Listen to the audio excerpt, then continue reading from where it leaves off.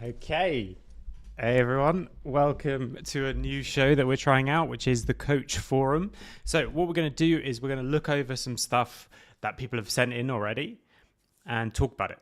So I'm going to react to it, but then we're going to discuss it.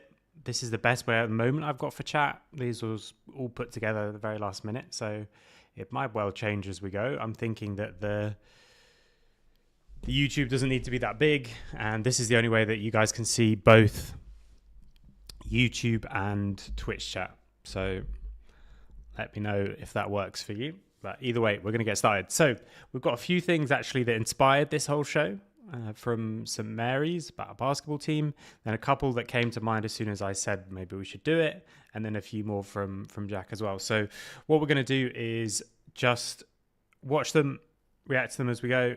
If you have any thoughts, put them in the chat, and we'll basically just kind of discuss these concepts together. I'll always try and see if I can apply it to League of Legends, apply it to what might be useful for you if you're like an aspiring coach or even a coach with a lot of experience.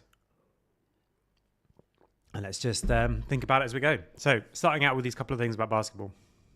If you're a college basketball nerd like me and enjoy looking at analytics sites like KenPom and Bart Torvik, you've probably seen the usual and expected suspects at the top of the rankings. There's Houston, Tennessee, UCLA, Alabama, Purdue, St. Mary's. Wait, St. Mary's?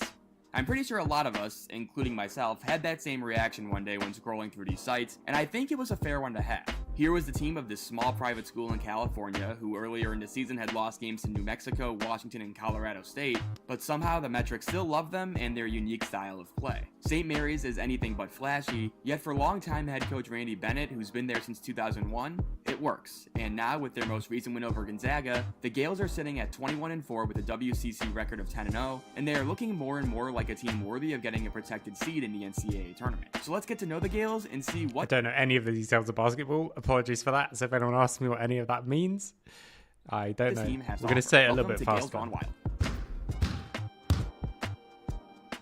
It's no secret that St. Mary's has been one of the more consistent mid-major programs in the country over the last 20 years. Since Bennett took over in 2001, the Gales have been to 8 NCAA tournaments, with 5 of those appearances being at-large bids, and they've gotten past the first round 3 different times, with the Sweet 16 appearance coming in 2010 when the Gales featured a young Matthew Dellavedova on the roster. Despite all their success, though, the current version of St. Mary's might be the most promising. As the Gales possess a top 5 defense in the country per Bart Torvik, they play a draining style that mentally wears down opponents, and they have a roster filled with experienced players who know their roles. All in all, the more you look at St. Mary's, the more those lofty analytical rankings seem to make sense. Now, I'm not going to sit here and say that St. Mary's plays the most exciting brand of basketball you've ever seen, but the Gales are interesting to watch, and they're— That is an interesting thing, right? Like there was a story from Peter Dunn where he was talking to a team owner, and the owner was saying, like, it's not enough to just win. You have to win in the way that, like, we want and the way that's exciting. And for me, I just think that's complete bollocks. I think whatever it takes to win. Like, we had some people quite upset about some of the wins we got on previous teams I worked with, like Solari, for example. It was Casey as well, so that makes it worse. We had identified that while they were incredibly strong laners, they really, really struggled to finish games. So we just drafted loads of range and loads of scaling. They got really ahead, and then they couldn't finish the game, and then they lost. So everyone was really angry, like, oh, you can't fight them. Like, yeah, no, we won the game when they have 10 times our budget. I'm okay with this. So that's an interesting one, but it's I guess obviously if you're just a fan, it's a bit different maybe. Own way. They're one of the slowest playing teams in the country, as their 62 possessions per game ranks 355th out of 363 Division I teams, and they have the ability to grind a game to a halt whenever they really want to. And yes, this style can get monotonous and boring, but that's exactly what St. Mary's wants you to think. Because they are so deliberate and take so long on offense, the defense is more likely to make a mistake, and this is how St. Mary's punishes opponents. And don't confuse low scoring and slow pace for inefficient offense either, because the Gales currently have a top 40 offense in the country, as they hit— But that's an interesting idea, right? Like, you can also have the same sort of thing in League. Like, Gen G are not the most exciting team, but they're fucking good. They're the best team, but they're not exciting, and they scale up and they get all the resources on the map always, and then eventually you just lose because they're just better in team fights, and they pick like Smolder or whatever. 36% of their threes as a team, don't turn the ball over, and they grab Taking long on offense is actually using stamina playing. Yeah, taking long on offense is like scaling. Sort of, yeah. But the point as well that I like is that there is a straight, has a straight analogy. Is at one point he mentioned like they wait for the opponents to make a mistake, and I think that's an interesting choice, and that's a choice that we can make in League. You can just play really solid, a decent amount of scaling, and you wait for the opponents to play, and you just make it difficult for them to do stuff, and eventually they'll make a mistake.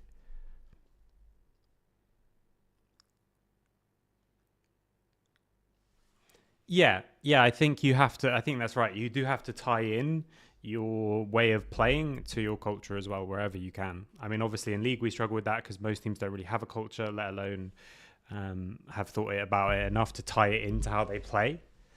I guess G2 you could say, maybe not this roster, but previous rosters like seem to have a lot of fun, seem to be open to trying out a lot of new things.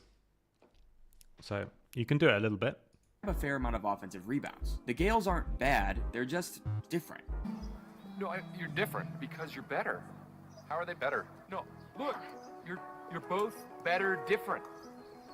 In a different but better way. Although their offense is certainly passable though, St. Mary's signs primarily for their defense. The Gales are solid all around the floor as they are relentless in screen navigation, great in help situations, and also incredibly long in the front court, with Alex Dukas, Kyle Bone, and Mitchell Saxon all possessing long wingspans. While St. Mary's forces turnovers at a decent rate of around 20% of their defensive possessions, their main skill is really just forcing misses and closing possessions. Because St. Mary's is so disciplined on defense, opponents have an average effective field goal percentage of 44.9%, which is the 11th lowest number in the country, and this is also bolstered by St. Mary's defensive rebounding rate of close to 80%, which is second best in the country. St. Mary's offense already does a great job at limiting possessions and shot attempts over the course of a game, and when combined with their brilliance at not allowing second chance points, it becomes very difficult to get into a rhythm against the Gales. Per College Basketball Reference, opponents of St. Mary's only attempt 51.6 shots per game, which is the 12th fewest in America. And the other thing you can do, right, is that if you have such an articulated style, then your training can make you better at that style. It's obviously not quite the same for League because mostly our training is just playing the full game.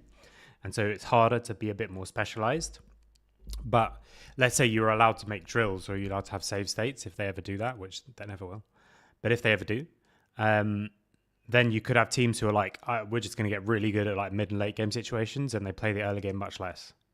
Stuff like that. And then when you get to that point, they're much more comfortable, which I think is quite an interesting idea as well, to sort of be a bit specialized. Again, as Rocco was saying, when you have the culture and you don't necessarily have the resources to just compete on like a straight firepower kind of point of view. The Gales only allow teams to shoot 40% from the field as it is, they become an insanely hard team to score against. When you look at the roster of St. Mary's, you'll notice a lot of experienced players, but it's actually a freshman who's leading this team to potentially the best season in school history. And if you didn't catch the last 10 minutes of their recent game against Gonzaga, let me introduce you to... Here he goes again, Hayden Mahaney!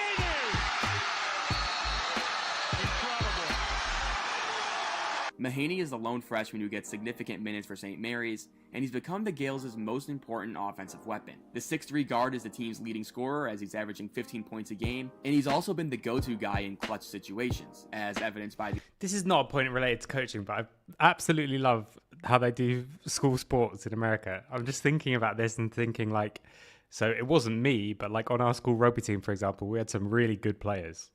Like as in other than me, other people who are really good players. And then people who are like county players, people like close to England spots, that kind of thing. And there would be like 10 people watching.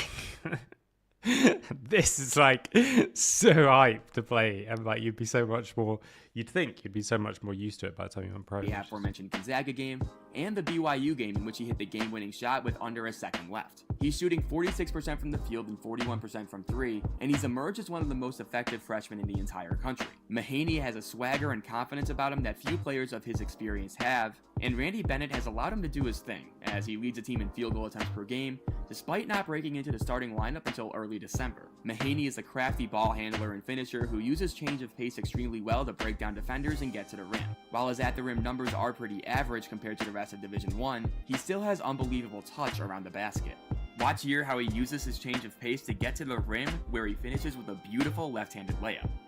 Mahaney is also a sound jump shooter who is capable of getting his own shot at pretty much any time. In fact, the freshman is shooting 43% from mid-range this season, and perhaps even more impressive, none of these makes have been assisted this year, thus showcasing his elite self-creation value. Mahaney's high-level three-point shooting makes him a complete three-level scorer, and he's the type of guard that can absolutely thrive in the NCAA tournament. Alongside Mahaney in the backcourt, you have longtime St. Mary's safety Logan Johnson, who averages a little over 12 battle on the boards either, as he's averaging close to 5 rebounds per game. In addition to his hustle, Johnson also snatches a little over a steal and a half per game, as he has extremely quick hands on the defensive end. Watch here how he just darts in and takes the ball away from New Mexico's Jamal Mashburn Jr. 6'6" small forward Alex Dukas is also in his fourth year at St. Mary's, and the senior has shown steady improvement throughout his career as he's gone from averaging 15 minutes and 4 points a game as a freshman to now averaging 30 minutes and 12 points a game as a senior. Dukas helps St. Mary's defensively thanks to his length. He's able to stop drivers in their tracks and contain the ball extremely well. He's also become a lethal three-point shooter, as he's knocking down. I think the details of other sports are maybe less useful. Which is why we're going through this one quite quickly. St. Mary's starting center is 6'10" junior Mitchell Saxon, and he's the anchor of the Gales' suffocating defense, as he's blocking 1.5 shots per game in addition to. But it is interesting, like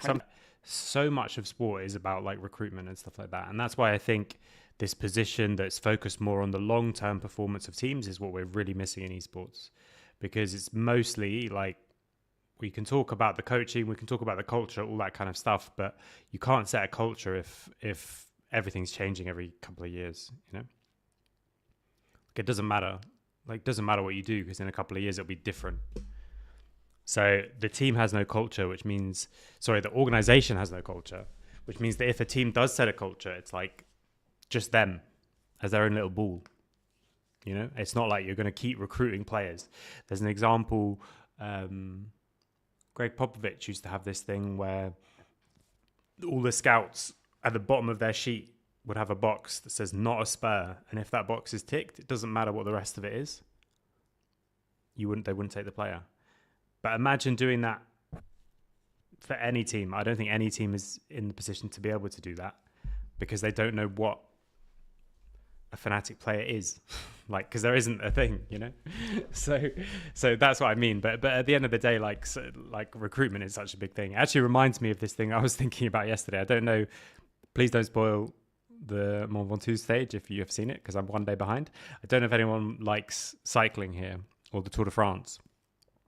But I was just thinking, like, there's sort of two massive teams, and then Ineos is also a very, very big team. But the problem is that potentially the best rider in history is currently riding for UAE. And he's still quite young, unfortunately. And cycling is a sport where you could probably have infinite money. And if you didn't have Tadej Pogacar, you probably still wouldn't win. Because as long as, like, you could take the second best cyclist all the way down to the 10th best, and that would be your team of 9 or whatever, like how many riders you need for the Tour de France, for example. And if he had him and then 11th to 18th, I still think he might win. And so, like, at the end of the day, like, recruitment is just such a big part of all of sport, but I think we're really, really terrible at that. And so we just, like, move pieces around, and sometimes we get lucky, like G2 in 2017 or whatever it was, when they have like perks caps and stuff like that, and you get good players and it just works. Sometimes you get unlucky, like all the Vitality super teams where they were just splashing money around and none of them were ever as good as the players, or the Misfits one, for example. But I don't know how much there is to learn from it, you know, to be quite honest. As a ball screen defender, as he can hedge and recover as well as anybody in the country. Watch here how Saxon will play at the level of the screen and then recover. Yeah, I think having every player have a role in the system, I think, is really important. But again, most people don't have a specific system about how they play League, and so they don't know what they need to find in their recruitment either. Speaking of a lack of offensive production, St. Mary's' fifth starter is 6'8" Kyle Bowen, and despite only averaging 5.7 points per game, Bowen might be one of St. Mary's most valuable players. His 7.8 rebounds per game is second on the team behind Saxon, and together they help. This is just still all the players. But other than him, this is a very top-heavy Gales roster. And while guys like Luke Barrett and Harry Wessels will get spot minutes each night, this team is driven by a starting five, as they make up 78% of the team's total minutes this year. Now, we spent time explaining why St. Mary's' style of play is so effective, but I'd be remiss in not mentioning the concerns of playing this way as well. Because of their slow pace, St. Mary's naturally has less of a margin for error when it comes to games. If you think about it, the less possessions featured in a game, the more likely it becomes that the inferior team can get lucky and win. Typically, playing slow is a method used by worse teams to try and prevent the game from getting out of hand. And St. Mary's is used to playing the role of an underdog, especially in bigger games. But all of a sudden, the Gales are a legitimately good team, and if you look at their metrics, they should be expected to win most of the games they play. But what happens when you take a style used by underdogs and apply it to a nationally elite team? Well, you can get games like Virginia's 2018 loss to UMBC in the NCAA tournament, where the game was slowed down to a point where the Cavaliers simply didn't have enough possessions to mount a shred of a comeback after a slow start. It's this type of game that should worry St. Mary's. Yeah, they can control the game with their pace, but they do open themselves up to potential upsets as a result of it as well. That being said, that's quite basketball specific, right? Because it's so like possession, and like score, that kind of thing. But yeah, I guess the same thing sort of applies. Like if you play slow scaling and you take less agency on the early game, then yeah, if the opponents make a mistake, you win. But if they play perfectly, maybe you don't win. And then it's like, that's tough. Personally, for me, I'd always rather play the other way. I'd always rather play in league the team with more agency. I'd rather us lose the game than we just don't do anything and hope the opponent doesn't win. You know? But again, it depends. It's about finding the best thing for you and just working the best with what you've got, and really having a good assessment of the tools that you have available to you is a good first step for all that. And talented. And when you add a freshman like Mahaney into the mix of a team that was already very good last year, it's easy to see why St. Mary's should have a deep tournament run in their sights come March. And either way, it's safe to say that this has been one of St. Mary's best seasons ever. And given that, the Gales have certainly earned every right to go wild. Thanks so much for watching, and give me your thoughts below. Okay. Yeah, interesting. I'm going to do a little bit of a change of pace. What we do is we have 2 or 3 videos from each of the sort of sections. So I'm going to jump to one of the other ones, which is much shorter and just actually, it's not even a conversation. It's highlights, but I think it's interesting. And I think there's probably a bunch of individual things that we can break down, which I think are really useful. It's a bit old though, so you might have seen it already. 8 years ago. So this is one of my people I look up to the most in coaching, which is Sir Dave Brailsford, but we'll watch it together.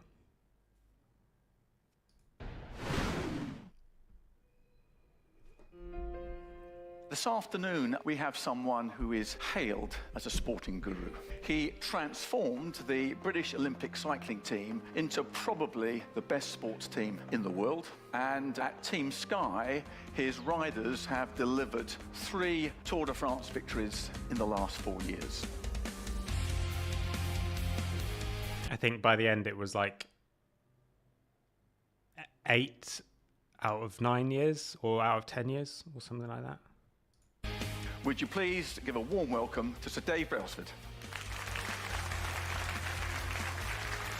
I'd fit in on this stage. You know, I wasn't great at school, but I found my calling, if you like, in sports science, sports nutrition, sport. I loved it all. There was a lot of crossover between the good bits of sport that business could learn from, but there's an awful lot of good practice in business that sports could learn from. This, I think, is really important for esports teams. I think so much of what we do in esports, people look down on any kind of good process because they think it's too corporate or something. I've literally had people say that. Like, I say, okay, we should have an onboarding process. So that means when people join our company, we've got a step-by-step thing of what we do with them. Even like we give them a thing that says, welcome to the company. We give them a jersey. If it's Berlin and they've never been to Berlin, we give them like a bus card. We explain how the bus system works. For example, I did one like for us in Solari because I asked for it a bunch of times and it never happened. So I just did one for us, which was like a bus pass because you can't pay card in Zor, or you couldn't. Please, someone tell me that's changed in the last 4 years. You couldn't pay for buses with just card. So you have to have the exact right change or a special travel card thing. So I got a travel card for them with like 10 trips on it, plus a printed out sheet of, okay, this is the house, this is how the cleaning supplies work, this is how this works, and then here's a bunch of restaurants that are near that are really good and roughly what they're like, all that kind of thing. It was just like three pages or something. And I've had people say to me, we shouldn't do that kind of thing because it's too corporate. And that just makes me so sad. Like, don't throw everything out just because it's like a business thing and you want to be a business, you want to be like a startup and a sports team rather than a business team. And again, none of these ideas are new now, but the reason that everyone knows them is because even if you don't know cycling, is because they were so successful that they instantly went everywhere else. 90% of my time is spent thinking about and watching people I've got in the team. And you genuinely get inside their shoes and see the world through their eyes. And can you create an optimal environment where a human being is going to have the... Wait, you from Tor, Rocco? best chance of being the best they could possibly be?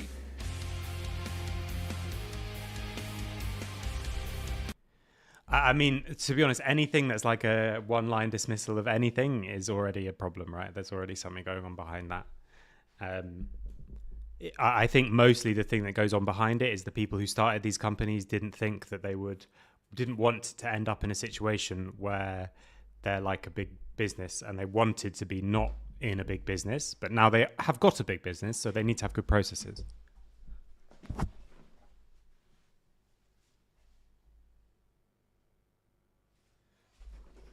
Sorry, my light was too yellow. I knocked it by accident.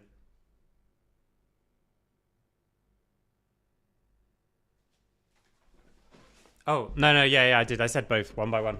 The thing that I set up was in Tor because no one would do it, and when I was suggesting it, it was in Berlin, and no one did that either. Anyway. That business could learn from, but there's an awful lot of good practice in business that sports could learn from. 90% of my time is spent thinking about and watching people I've got in the team. And you genuinely get inside their shoes and see the world through their eyes. And can you create an optimal environment where a human being is going to have the best chance of being the best they could possibly be?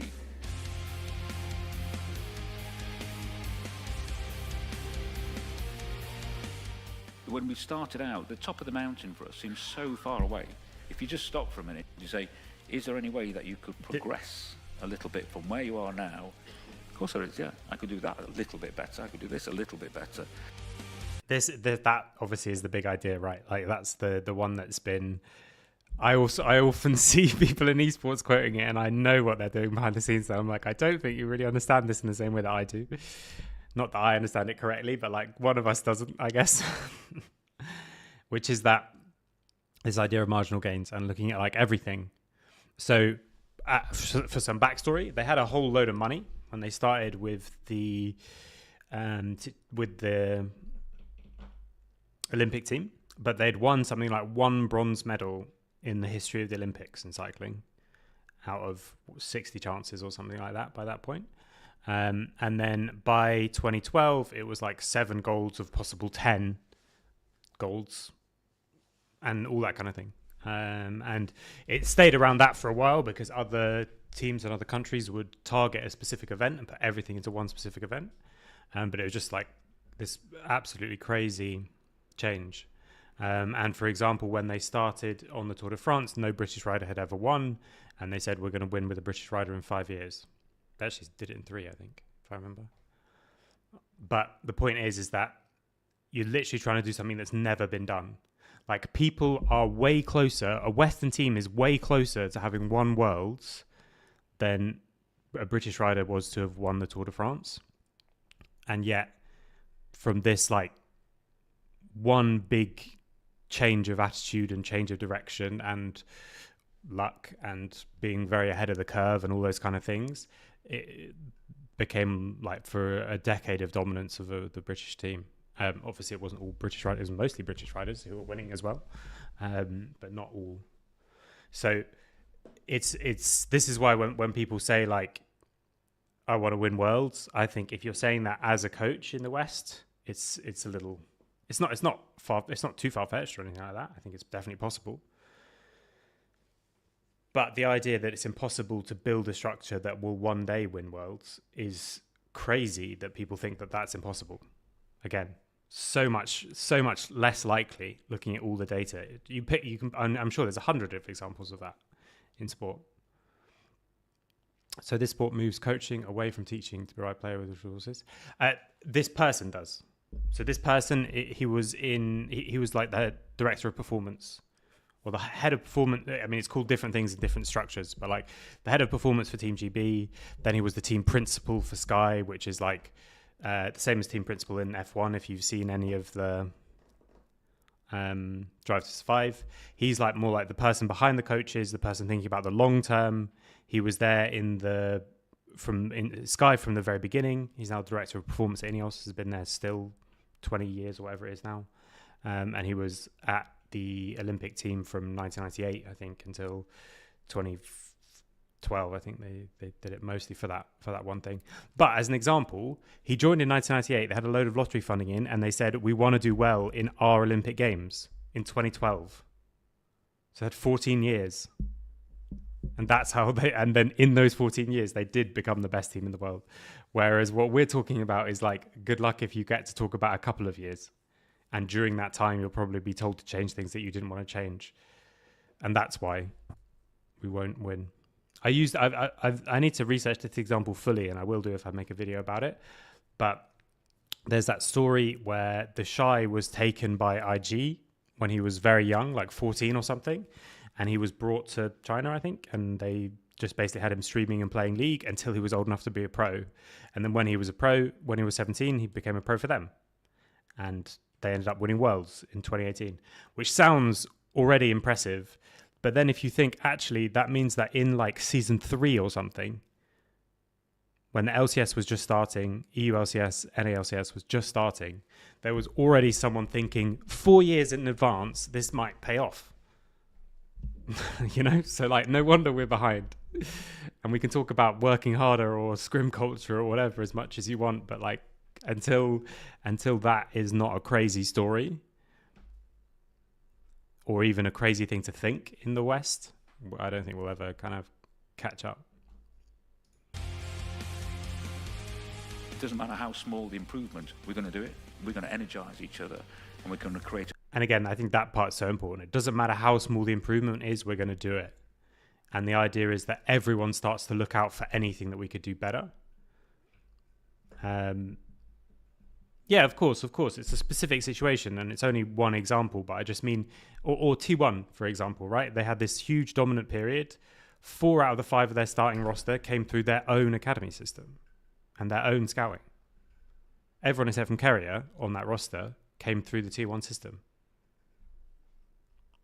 So, you know, we're not competing with that. Or KC now are paying off thinking just a couple of years in advance. And also, of course, they're paying, like you have to put the caveat of the fact that KC, even before they joined the LEC, was still one of the best places to go and all that kind of thing. So, yeah. But they're with Kalist and with Vladdy, they're taking up a couple of people who've come up through their system. Although Vladdy, obviously, again, both these players were already pretty good by the time they joined, but still, you know, now they have 3 teams. If we start seeing KC LEC players who've come up through their 3 teams, like their Blue Stars, is it? And then KC Blue, and then now I believe that we can win Worlds, you know? When I look in a couple of years and the KC players are all from the KC system, now we're talking about something, and I don't even need to look at the players. That's how important I think all this stuff is.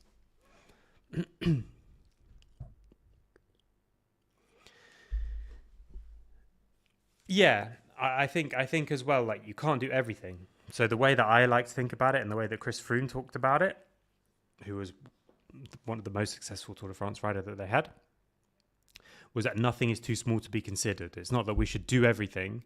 It's that there's nothing that's thrown out because it's, like we just talked about, these one-line bullshit reasons to not do something. It's too corporate, or it's not going to give us that much improvement. So on the Tour de France, for example, now it's common, but they travelled around with bedding, with pillows and with sheets for everyone. So that every hotel, you had the same pillow. And people were like, what's the point? As such a small improvement. And it's like, yeah, and maybe it made like no difference. It probably didn't change you. That's not going to change you from coming second to coming first. But over a decade, that kind of attitude can make a huge difference. And so this idea that like the top of the mountain, winning Worlds is very far away. But can we just look around and think of the things that we can actually do better now with the resources that we have, resources including time? And that I think is a really healthy way to think about it. And if you're in that kind of environment, it can be really exciting. You're going to make mistakes as you Culture, go, but which is about this idea of continuous learning, continuous improvement. Continuous we learning, differentiate same clearly thing. between their dreams, which is what we'd like to happen, win Olympic medal, win the Tour de France, and targets. Targets are things I can make happen. You can make small change and be like that as well. Differentiating between dreams and targets. I think that's really hard, obviously.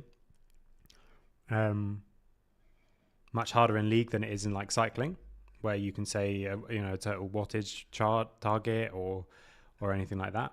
But if you can ever find a way as a coach to make it about things that the players can control, that's much better. Because even the team can't control a lot of stuff. You know, like I was really ill before last finals. Chachi was ill during the first finals. We could have done some things, I'm sure, to prevent that, or to reduce the chance of it happening, but not prevent it. The current setup sadly doesn't benefit small LEC teams to go for the long-term investment. I don't think that's necessarily true. I think a lot of teams waste a huge amount of money and would do better with the money that they had if they thought about it long term. I think if you're a small team, if you're the like head of LoL on a small team, you have to be thinking, where's the value that other people are missing? And where's the value that people are missing is going to be different, you know. Or an ERL team, for example, is a good idea. It used to be, before the LEC, that the most overvalued players in ERLs were the ones that you'd heard of, the ones with the big names. And now I actually tend to think it's the opposite. Like Nord is not paying anyone on their roster. Yeah, okay, Jankos is in a special situation because he's making money from streaming. But like the fact that like Treats has not got a bunch of ERL offers is absolutely ridiculous, but it's because people recognize him. And they're like, okay, he's this good when he was on SK or when he was on Dignitas or TSM or whatever, you know? And so if you're a small team, finding the value that other people don't find is actually probably less about finding up-and-coming players because that's where everyone's looking now. But thinking long-term will always, I think, give you an edge because no one else is doing that. And so building a proper scouting department probably will save you lots of money. Considering even small teams, by the way, we're not talking like small as in they can't afford to pay any staff. We're talking small as in their players are only on 100k or whatever. Like the minimum salary in the LEC is like 80 or something, isn't it? So like we're not talking small like an actually small team. We're just smaller than like G2 or Fnatic. Very, very good at delivering those small changes. Emotionally, it's very, very difficult not to think about the consequence of what we're about to do. I don't want to make a fool of myself. I don't want to look stupid. All of those emotions can hijack you right at the moment where you don't want it to happen. So forget the result. If you're worried about the bearing of the result, the chance of you performing well in that particular moment, at a particular day, is reduced. And this obviously, two things. Firstly, it's so common now.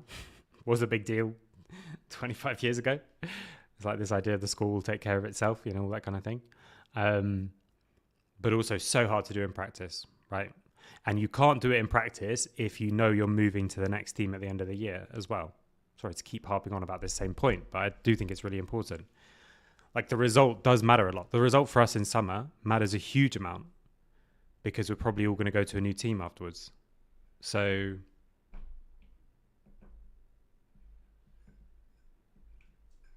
there's no way to just think about the process of getting better because we're not guaranteed to stay, you know.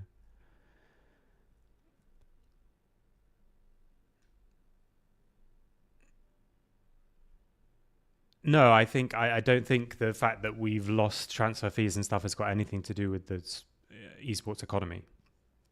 I think it's because people were bad at it and they never tried even to do it. I mean, there are people who are getting transfer fees now because people are starting to realize, actually, maybe we shouldn't hire a player for 3 years and then not do anything with them until the 3 years are done and let them go somewhere else for free. Maybe we should actually look around at the end of the second year and transfer them for a bit of money.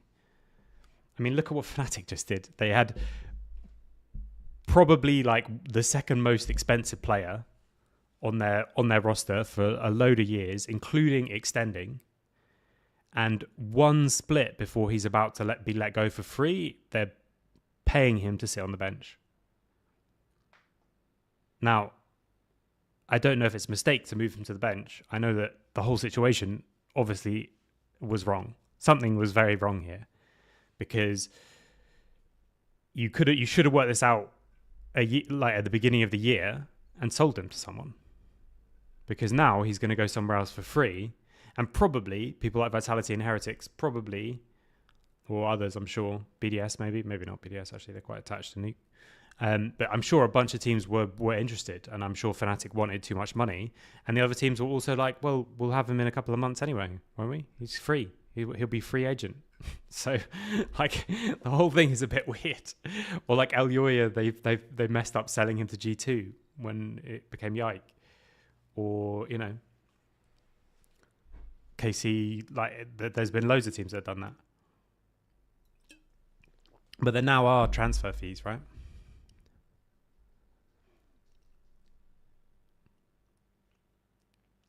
I think because people don't do stuff for their fans, then you only have fans if you're successful. But again, I'll use KC as the example because they came 10th and 9th or whatever in their first year, and everyone who didn't know KC or hasn't been to French events thought they're not going to have any fans after this because they're going to lose. No, not at all. Like they still are loads. They're still really passionate because they made it more than just winning. They made it about more than winning. I mean, Fnatic still has fans, even though Fnatic basically just made it about winning. Like, you like Fnatic because they won. G2 at least like had fun and tried new things and stuff like that.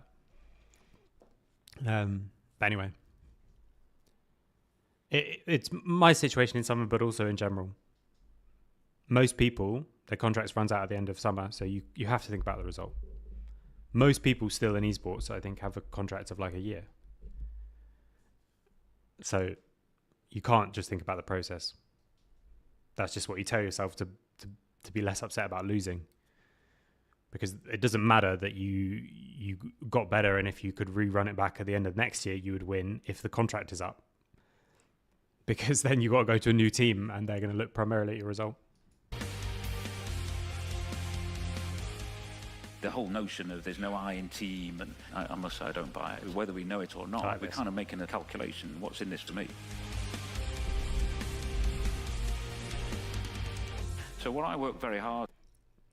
There's no I in team, I don't buy it. I think that's a really important thing to know as a coach. So he's saying work out what's in it for each person and work with that rather than getting them to be like selfless or anything like that. And okay, you might argue that it's a bit Randian or however you would say it, but I think there's a lot of truth in it.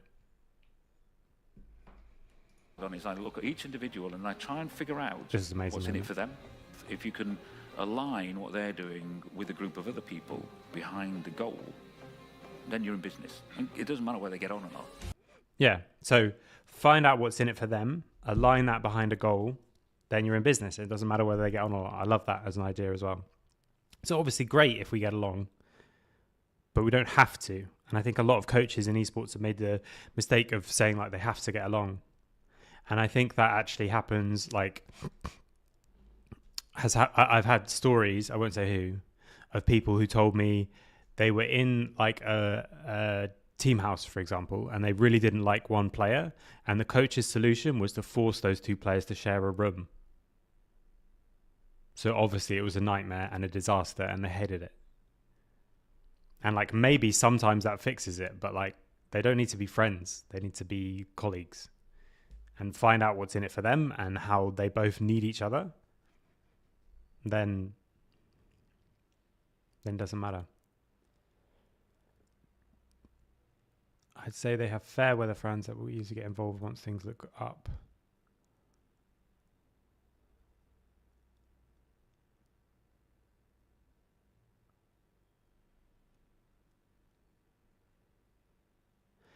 Yeah, but again, if you, my point is just, yes, obviously winning is the biggest difference to whether you have fans or not in esports, but I don't think any team does content well, so I'm not willing to say that the only way to get fans is to do well. But UOL had loads of fans compared to how well their team did, right, back in the day? Because they were interesting, because they had Roman in a pink unicorn outfit, like all those kind of things. Like, they did something a bit different. The question I think you have to ask is, like, why would you be a fan of any of the teams we have in the LEC? And okay, KC and Koi, now you have those teams have reasons. G2 is maybe has a reason, I'm not sure. Like, you want to win, and you thought they would win. And that they used to seem to have a lot of fun. They used to be the most creative team, but not anymore. And so now you just become fans of like the players, and so you're a fan of this team because it's got the player that you like. But even then, don't necessarily know that player all that well. So yeah, I mean, I know obviously this happens a lot in sport, and a lot of sport has the advantage of you're a fan of that team because that's your local team. But it's just interesting. We don't try anything different in esports for content, so I don't think you can use the past as a proof, because I think the past has not been done well. If you have animosity on a team like that, you're kind of using workaround at that point. I don't know what you were referencing there, Jack. If you're talking about the putting the players in the same room, then I think absolutely it's craziness. So it's a weird like workaround that like we just force them to spend enough time together and they'll enjoy each other. I absolutely and utterly believe in giving people as much ownership as possible. For me, human beings, we like to have an This was his influence really big thing as well. what we do and how we do it. Which again, now is super common. And as I was talking about, I think on the stream recently, now it's quite hard to find modern coaches who don't let the athletes have a big ownership say in things. But again, in like 1998, this was a really, really big deal. And the fact that it's just commonplace everywhere is partly due to people like him.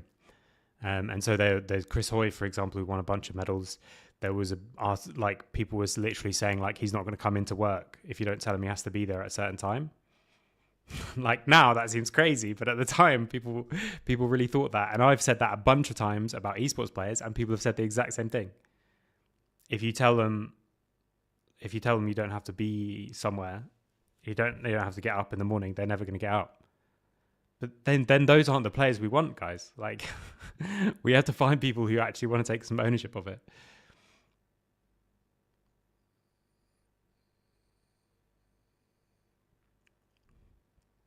Yeah, I think a lot of organizations now are just trying to tie into this like nationalism thing, which was in a weird way, I think, such a good thing about esports, that we had teams across multiple countries, but it's also better than nothing, I think. So I'm happy that they are doing well.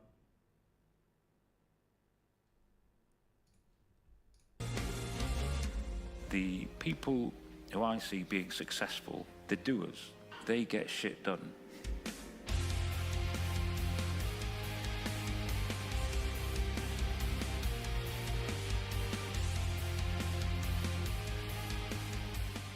You can walk 1,000 miles, you can only do it a step at a time. But it doesn't take long before you've done quite a few steps. Yeah. If you go after all of these incremental gains, aggregating them together, we were capable of getting better. It was something that we could believe in and we could achieve. Okay, that's number 2. So let's go for number 3. We're talking about coaching philosophy. 28 minutes. He has a concept called mudita. It's not his concept. He read it in a book. He'll tell you that. He said, look, I was going through my life and I wanted 10 years. I've seen this massive explosion of a really great marketing tool. And I'm going to say this the right way about love-based leadership. Now, what I mean by that is I love the concept. I think the concept is 100% dead on. But if you use these words in a book, in a story, a leadership book, a coaching book, it sells a lot. Is this the point you wanted to talk about, Jack? Love-based leadership.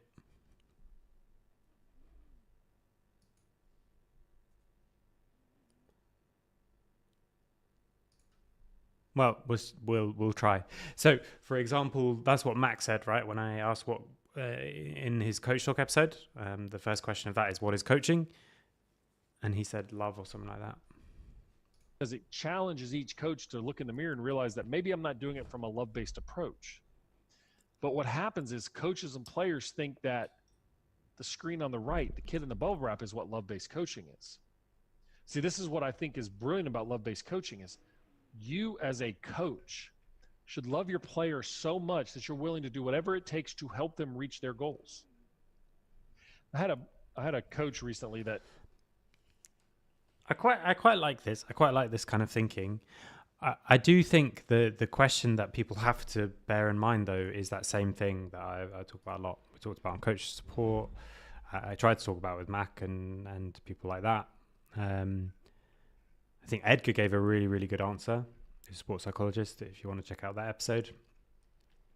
And it's that sometimes, okay, so if you love them, you'll help them achieve their goals. It's like, yeah, but I think you have to be quite specific. Like, if you start being like, okay, this kind of love and not that kind of love, then I think it starts to get a little bit confusing for me. That's the only thing. I mean, I love the idea. Using the wrong word. I'm a big fan of the idea. I won't use love because then it will start getting confusing. But sometimes the long-term the long-term well-being of a player might not coincide with their goals, and it might not coincide with their best performance. So if it comes from a place of love, I think it's hard to say that you would do something that's worse for them in the long term. Yeah, we'll keep watching.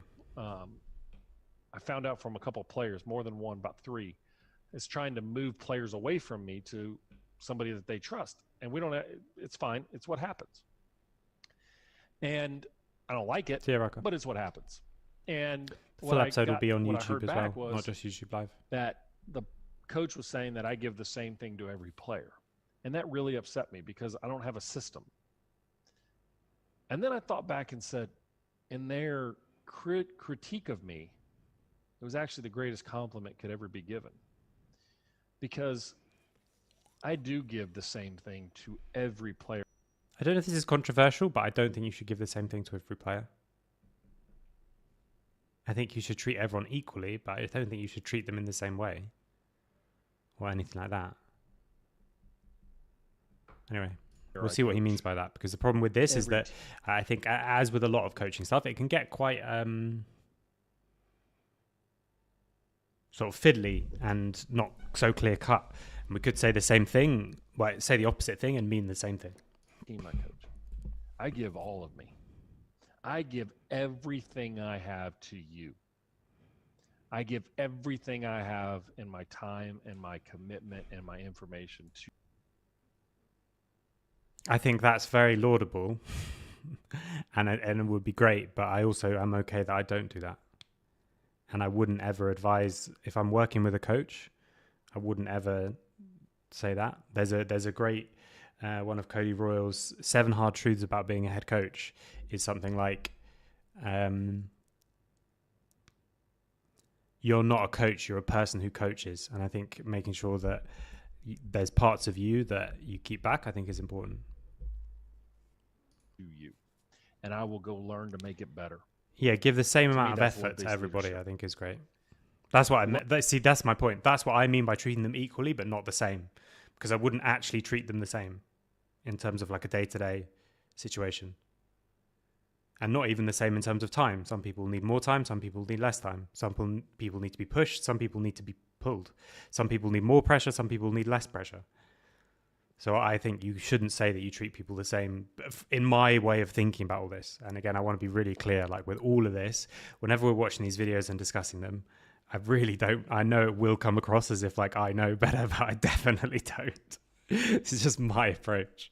And hopefully from a show like this, you guys can see that there's many ways to approach coaching, and that's why it's so amazing. Love-based leadership is not carrying people around in bubble wrap and making sure that they don't suffer. Love-based leadership is when they suffer, I'm going to guide you.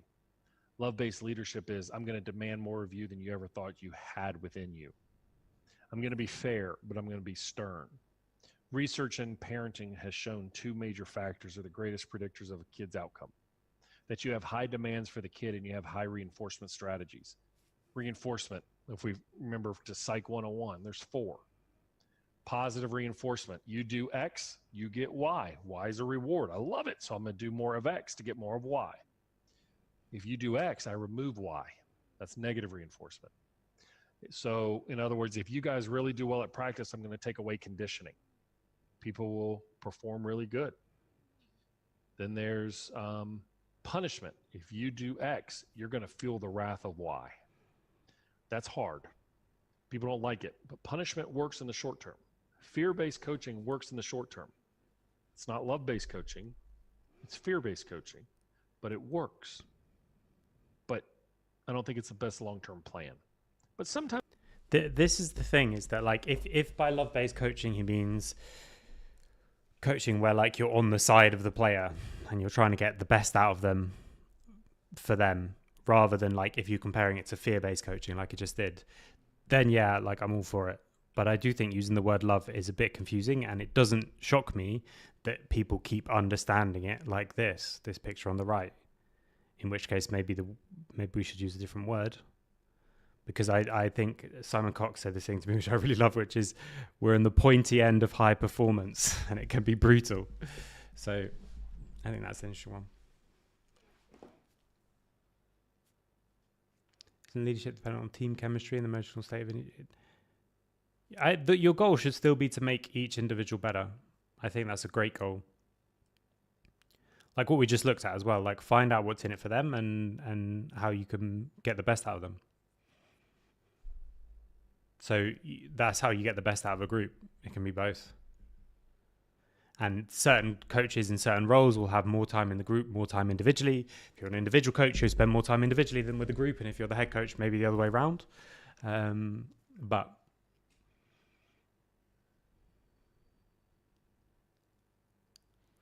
genuinely wanting them to succeed rather than wanting them to perform for your team's outcome. Yeah, I think if you can do that, that's great.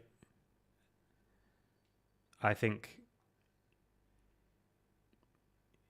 don't know if that's always possible, but every time it is, it's better, for sure. Genuinely wanting them to succeed rather than wanting them to perform for your team's outcome. What happens if you have a player that you don't like? Maybe you work well together. Maybe you can get the best out of them. Maybe you can get more out of them than anyone else, but maybe you don't like them. Then what do you do? You just force yourself to like them somehow. Trick yourself to like them. Then I think that's when it becomes hard to treat everyone equally.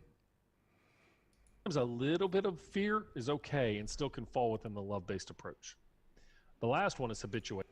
And this is where it starts to get for me a bit messy when we talk about this. Like, okay, my version of love-based leadership allows you to punish people and allows you for fear, but only enough that it's okay. Which is like, okay, but that just gives you the freedom to do whatever you want again, doesn't it? Maybe. Extinction. Where you just stop paying attention to X and Y goes away. I don't think you should scout people to only take players that you like, that you're friends with. I think that's a really bad approach. I think that's a really dangerous approach as well. I think that's one of the problems we have of like when people talk about systemic racism or systemic biases or like the patriarchy or whatever. That's the problem. It's like people taking people for co-workers that they basically would just be friends with. So I think it's completely fine to not like the people that you're coaching as a friend. You can know. I've worked with players who I know like we would not be friends if we were not on the same team. We wouldn't be friends, and that doesn't mean I haven't enjoyed working with them and there haven't been some good moments. But I think I didn't necessarily, like, if I'm actually being genuinely honest with myself, I wouldn't say that I wanted them to succeed more than I wanted them to succeed so that the team succeeded. And I think if you think that you're going to go through your coaching career only having one, I hope you do. But I think it's unlikely. Okay. So when players today feel like they need more positive reinforcement, what they want is more reward. The problem with that is they never get out of their comfort zones because getting out of the comfort zone is a little punishing. The fact is most players train because of negative reinforcement, not positive. They train to eliminate an underlying insecurity. And therefore, by training more, gaining more confidence, that insecurity goes away. That, by definition, is negative reinforcement. Yeah, it's hard. It's hard. You can do the same thing like as a coach. players. We want X to remove the pain of losing from us. But just make sure that when you invest in a player in today's generation, that you invest in them and tell them that you're investing in them. This generation is unique. They have been trained that great coaching smile and laugh with them all the time. So when you become hard on them or demand something, they reject you because they're not prepared for it. They think that everybody should get a trophy and everybody should get a ribbon and everybody should have success. Tell all my players, there's a couple things to always understand. Life is not fair. Coaches play favorites. Hard workers don't always win, and lazy people don't always lose. Life is not fair.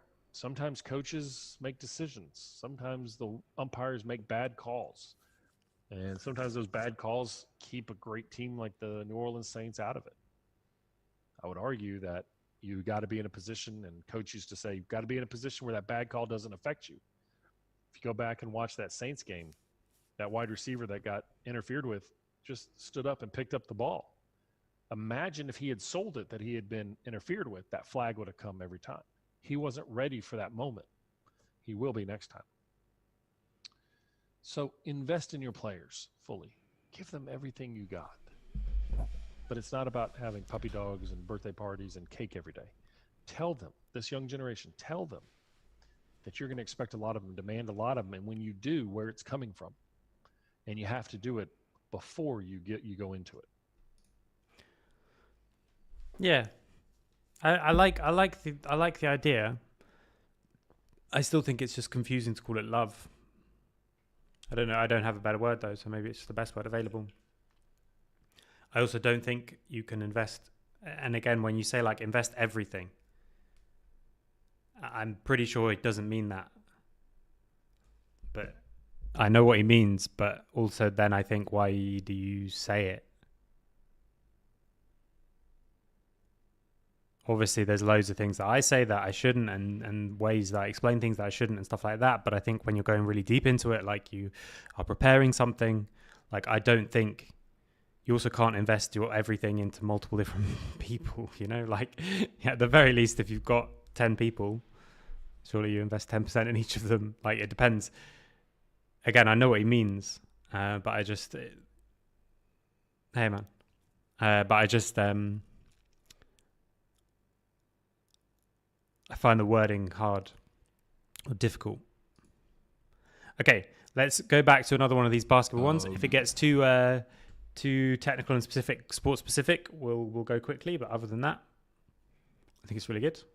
I mean, this is really useful for me because I'm seeing perspectives that I didn't know. So if you do want to submit any more clips or things like that, please do. You can find all the information for that on my Discord, which is either linked in the YouTube, or you can do !Discord. I'm going to do it here. On Twitch. And if you want to join there, you can submit clips.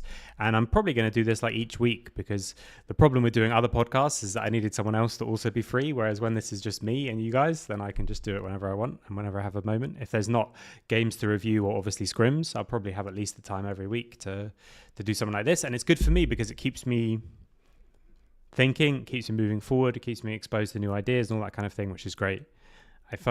Maybe I could talk about some of the books I'm reading and stuff, but the downside is it takes me so long to read one. Well, not so long, but it takes me more than like I can do like a book summary a week kind of thing.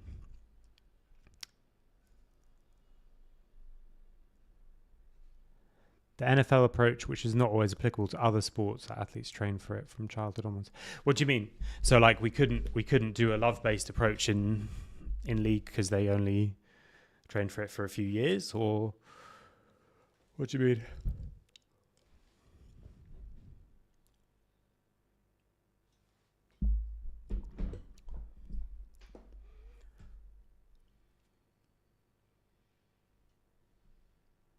Okay, well, I'll start this clip, but if you do want to explain, go for it. You go up and grab the ball off the rim when it comes off, and then you grab it with two hands, and you come down with it, and that's considered a rebound. So they got more of those than we did. Using Taurean Prince's textbook definition of a rebound, we can look at how Texas A&M grabs offensive rebounds. The Aggies currently lead the country in offensive rebounds per game, coming in at just under 16 per game. They have 4 players on the roster who average more than 2 offensive rebounds per game. Despite only being 6'6" and 190 pounds, Solomon Washington is able to grab 2.3 offensive rebounds per game. Anderson Garcia also comes in undersized at 6'7", 220 pounds, and he also grabs 2.3 offensive rebounds per game. Pharrell Payne is 6'9" and 250 pounds, and he grabs 2.4 offensive rebounds per game. And the leader of the team is 6'8", 250 pound Henry Coleman, who is currently grabbing 2.6 offensive rebounds per game. And they rebound just the way you would expect the best offensive rebounding team in the nation to rebound. They use their speed, their size, their athleticism, and then when it's a 50-50 ball, they grab the ball and they use their strength to rip it away from their opponents. But not every team in the country is able to use their speed, their size, their leaping ability, their quickness, and their athleticism to grab rebounds. And the St. Mary's Gales are one of those teams. Look at the roster of this team. Does this look like a team that has the same type of athleticism, leaping ability, explosiveness as a team like Texas A&M? What do you mean by that? But when you look at the best offensive rebounding teams in the country, the Gales are right up there. They are currently ranked 12th in the country, averaging just under 14 offensive rebounds per game, and they are 3rd in the country with an offensive rebounding percentage of 39.6 per So they do KenPom. rebound? Now you might be wondering, how are the Gales such a good offensive rebounding team when the title says they don't rebound, and when I just explained they don't have the luxuries that a team like Texas A&M has? It's because they don't try to use their athleticism and leaping ability to grab offensive rebounds. They use their IQ and their positioning to make sure that you as a defender can't get the defensive rebound.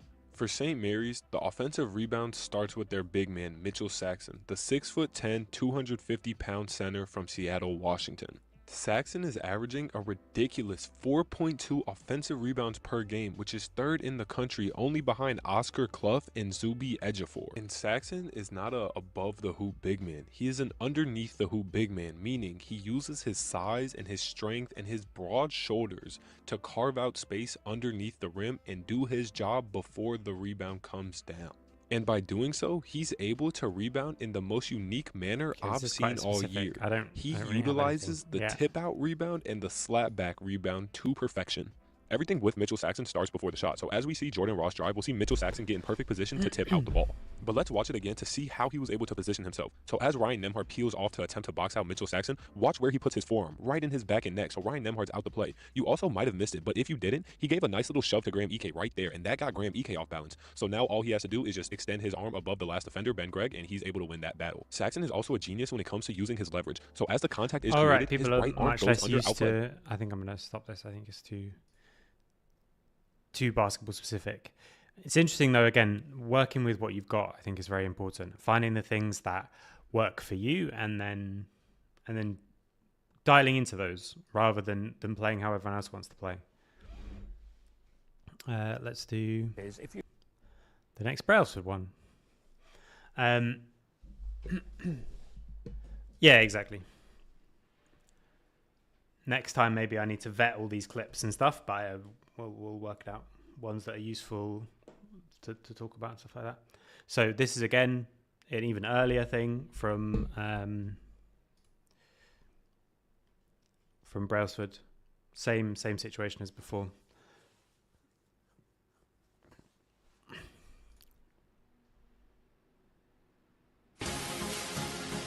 Nice 90s kind of TV intro.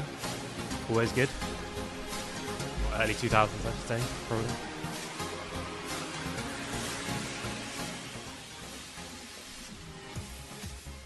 Hi, I'm Dave Brailsford. I'm the Performance Director of British Cycling, and I'm also the Team Principal of Team Sky. Don't know if you can hear that, but it's really poorly EQ'd. It's been a fantastic year for us.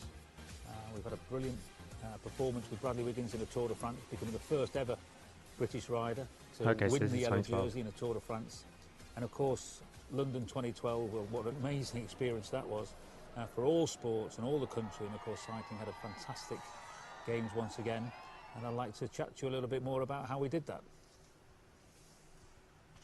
I think one of my challenges really is I don't coach the riders directly. I coach a team of people, including the coaches, to then coach the riders. If you want other people to perform, it's important that you understand that you need to be a solid rock of consistency.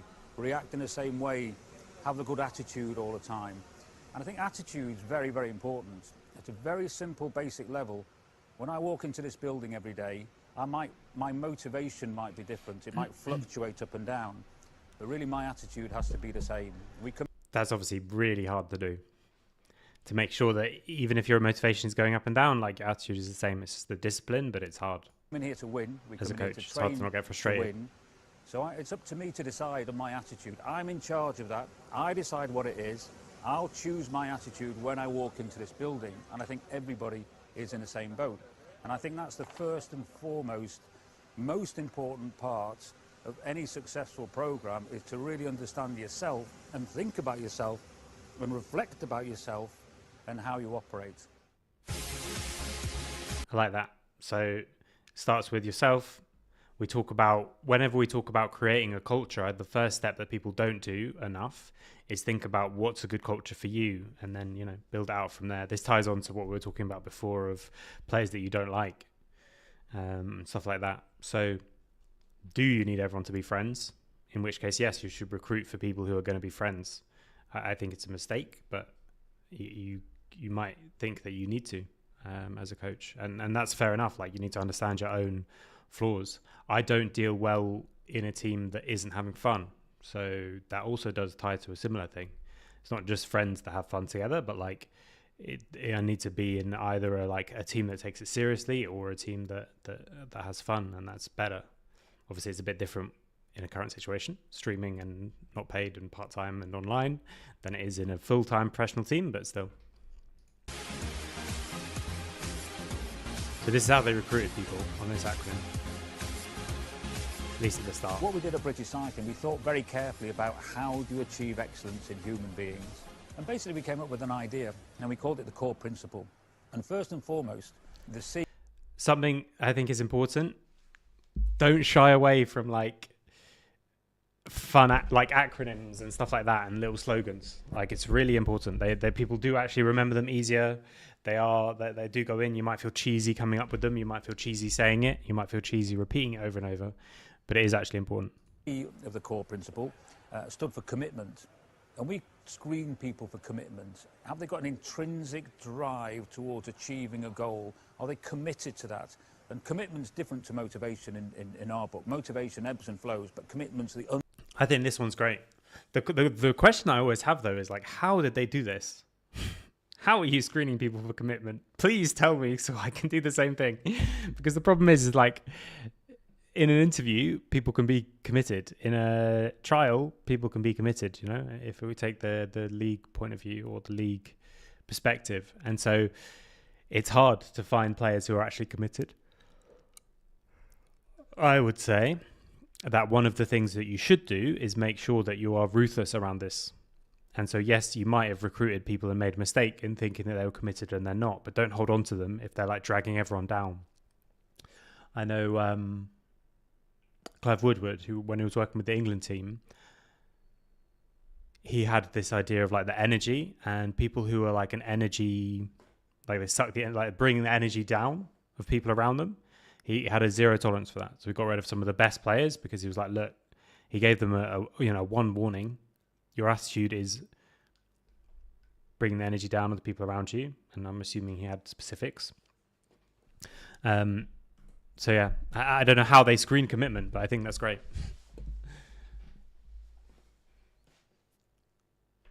Yeah, that's a big one for me. So the way that I would do recruitment and the way that I would do interviews is, because I developed this when I was talking to teams in the off season, is build a matrices. So a grid 5 this way, and however many principles you want to check this way, and then rate it a little bit like they judge oral exams in language or art exams, for example, where there's just things in the box that it's not like you need people to say those exact things, but you just put a tick in the box when they've demonstrated that thing. So, for example, if we take commitment, you might have on the good side, you might have they've paid from their own pocket for something to make them better. That's completely that's outside of the game. And one further in, you might have they've paid out of their own pocket for something to make them better in the game. Like they paid for individual coaching or something from Vega V2 or whoever. And one further along than that, it's like they've researched ways to be better outside of the game, you know, and you can put whatever you want in those boxes. And on the left-hand side, you've got like they've never done any, they've never been proactive with their own development. Then I think you can put that as a lower mark on the commitment kind of score. But it could be that they just hadn't realized that they ever could, you know, because of the environments that they're in. Or maybe they've got very little team experience, and now we're dealing with that same situation that someone raised earlier, where in league you can get to a professional team having never been on a professional team in anything in your entire life, or never been on a competitive team in anything in your entire life, and that's not true of sport. So those are interesting things. But it would be great to hear how they did it. Underlying drive to where we want to get to. We have immensely talented coaches and riders who come to this programme, but if the commitment towards the goal isn't present, we won't work with them. It has to be a given. And I think when you're working with other people, one of the first things I would always look for is that commitment element. Having established that there is commitment, we would then move on and consider it's good that it's like a deal breaker, which I is think. ownership. I agree with that. And one of the strong beliefs that we had is that not many people respond to the old sort of management way of dictate and control. Again, even by this point, this was hardly revolutionary, but 14 years before this, when they started... They don't like to be told what to do. They don't like to be given non-negotiated tasks to be this is still 13 years ago. To undertake. They like to be asked about their opinion. They don't like to be shouted at. They don't like to be told off. They don't like people who talk about my performance, my riders, you let me down. So I think this whole idea of ownership is something that we try to work on very hard. And the way it basically worked here in British Cycling to take... I mean, in a way, this is quite similar, right? This is a similar way of describing your explanation of the love coaching. That it's about them and getting the best out of them rather than it's what they can do for your team. I would say ownership is a more practical way of thinking about it, but I'm biased because this is the way I thought I heard it first. And so I'm always going to be biased. You're always biased in coaching to the way you heard it described first. As it's not just in coaching, that's just in general. Take the initiative and look at the riders and let them have a say in what they were doing. Let the riders and the coaches have a say in how they wanted to have their development plans in place and their coaching programs work, and give them ownership. So the way we now work is that we like everybody to have an opinion. So the thing with ownership that I think is better is that it gives you practical things that you can actually do. Like, I can't love my players. I don't think I should. I don't want to. I'm sure there are people who do want to, and I'm sure there are people who can. But for me, I can't love all my players. I love some of them at the moment. The ones I know better, in a way. But yeah. I think with ownership you can, and it's also like practical, like we're going to give them more ownership of like when they want to train, how they want to train, those kind of things. So I think that's really important. And it's not development plans in place and their coaching programs work, and give them ownership. So the way we now work is that we like everybody to have an opinion, and it's not, it's a professional obligation. I like this. It's not, we don't expect people to say, well, I'll offer opinion if I want to, or I won't have an individual opinion if I don't want to. You're expected to have an opinion and offer an individual opinion. And then wherever possible, we will work with collective opinion. This you might recognise, because I've said that multiple times, different Nord teams. We don't have time for people to not offer their opinion and think something's wrong and not say it. So I use that quite a lot. I think that's really good. But again, he's talking about like specifics, what ownership means. And maybe you can't, to be honest, you probably can't do this at the college level. I know obviously American sports and college sports in America are incredibly competitive, but not competitive in line with like Tour de France or the Olympics, you know, like in terms of how much people will have needed to or have already demonstrated all these things. Whereas when they're a student and they've got other things to do, maybe you can't give them ownership and let them choose. And the other thing as well is the sport. You can't have all your players in football, for American football, pick the training program. You could probably have them pick their conditioning program or their like hypertrophy program or strength program, not hypertrophy, strength program, which would be good, and you should probably do that. But you probably can't have them all because they can't all. They have to do the same thing. A lot of them, you don't have the resources to everyone have an individual program. Whereas when you've got a bunch of cyclists who are not that many compared to the amount of coaches, you actually can. But I think whenever you want to achieve, really get the best out of somebody, create an environment where people are free to speak. They don't feel frightened or under scrutiny to speak their minds. If they won't speak to you, they'll speak to somebody behind your back, and all of a sudden the dynamic within the team will disappear. So really think about this idea of how do we develop ownership over something. We talked about taking the crown off the head of the coach and putting it on the head of the rider. I really love this. It's so hard to do in practice. I think the way that I've started to conceptualize it, because I've been sort of trying to do this my whole coaching career, because obviously this came out before I even got into coaching. Or actually, this video probably came out a little bit after, but this idea came out before. Is that there's this thing, the Tannenbaum-Schmidt model of leadership, which I haven't actually even really looked into, but it's good visualization of it. Oh, it's model of management, I think, rather than leadership. No, it is leadership. Which is this. So this is like full ownership. This is like full authority, like very vertical. Tells, sells, suggests, consults. And what I would say, and the mistakes that I've made in esports in the past, is actually I'm not going to look at these specifically because it would take too long to think about it, but coming too much on this side. And the way that I would approach it now, and the advice that I give people if I'm working with people, is, for me, I think the way to do it is to find your entry point, depending on your players, depending on yourself, depending on what the idea is, all those kind of things, and just think, my goal is to work my way along. My goal is to gradually give more and more ownership and more freedom. And that's the same as the way that I work with other coaches. For example, if I work with a draft coach, the first drafts they do for competitive, I want to see everything. I want to poke holes in it myself. I probably want them to even lay it out in the way that I like it to be laid out, so that I can make sure it's all done. I want to ask them, okay, what do we do if they do that? What do we do if they do that? Okay, what if they ban this? Okay, all those kind of things. And then gradually, by the end, I want to be in a situation where I just ask them, is it ready? And they say, yeah. Cool. Done. You prepared it in however you want to prepare it. I trust that it's fully prepared, all those kind of things. It's like, is it ready? Yes. Do you want to talk about it? Yes or no? So I'm always working that way, which I think is good.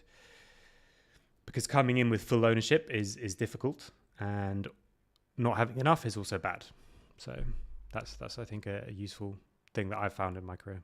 Giving them some freedom and real ownership over their performance plans and their training plans. And it was amazing what happened. First and foremost, the coaches threw their hands in the air and said, this will never work, they won't turn up for training. This is what people still say about esports athletes if you propose the same thing. Because they're highly motivated. Chris Hoy, for sure, leave him alone. He will turn up for training, whether as a coach here or not, because he wants to be Olympic champion. But what we found was that motivation levels went through the roof. The coaches actually realised that they were there in a support role to manage and support the riders, and everything really started to flourish in the right direction. There was a bit of settling down time, I'll grant you, but in the main, and again, actually found... He's talking about, he's now in 2012, he started in 1998. So when he says a bit of settling down time, it could be months, but it could be years, and it could be that we don't even have the time for the settling down time in esports. So this is one of the things that we're going to have to be constantly on the lookout for. And you guys can keep me honest on it as well if I forget on both sides. When we look at all these examples from sport, or we look at these cultures that people have built, we're often talking about things that have to take a long time to come to fruition, right? Like Jack, we were talking about Razzie. And okay, he got a bunch of people through a diversity and inclusion program, and a bunch of them were the starting lineup for the first World Cup final, 5 or something, or 6 players or something, which is ridiculous. he set that up, but it's still like 10 years to come to fruition, you know? So like some of these things might not be possible, but it's interesting to go through anyway. If they follow a system, that would be automatic, right? If we do X, Y, and Z, as long as they agree and you can follow it automatically. I don't quite understand what you're trying to say, but I think so. Yeah.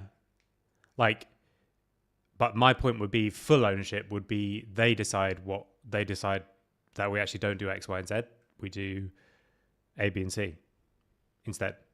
So this whole, like, as long as they agree, means you're talking about a different area than right at the one side. That's like the middle, more like.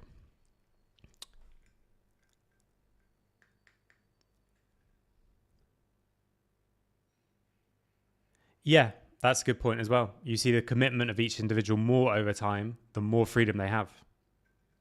And that's where maybe you made a mistake, you know? You take all these players, you think they're committed. In a strict structure, they're committed, and then the structure gets more and more loose, and they stop doing the things. And that's why I think having a clear definition of what you think commitment is really useful, because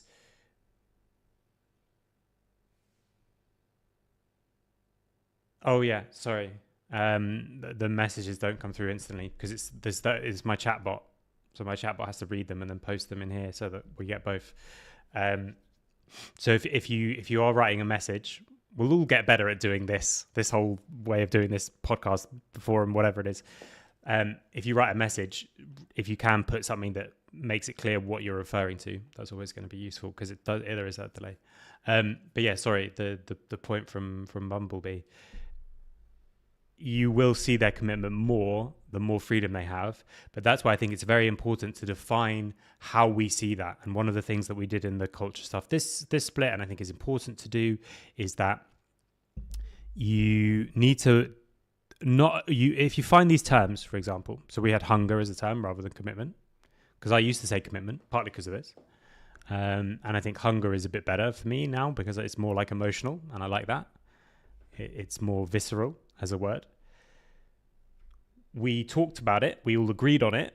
We also defined what it meant to us, but then also how you see it in other people. That part's really important. And so how do I know you're committed? Because the problem is, I mean, respect is the most obvious one for this, and maybe the best example, but I'll stick with commitment anyway. I might look and say, you're doing no solo queue games, you're not committed to this team. But you're like, no, I'm very committed. I'm doing loads of odd reviews.